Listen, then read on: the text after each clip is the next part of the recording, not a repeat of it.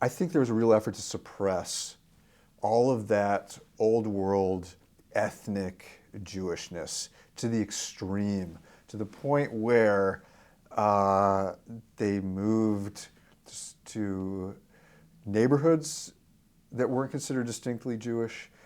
They went to a Reform temple where we were Hebrews, not Jews. The Washington Hebrew congregation. This is a suburb of Washington, D.C. that I grew up in, Potomac, Maryland. And Yiddish was always a sign of derision. So you would hear them say a Yiddish term to make fun of each other, or to make fun of each other's, well, usually my dad's mother.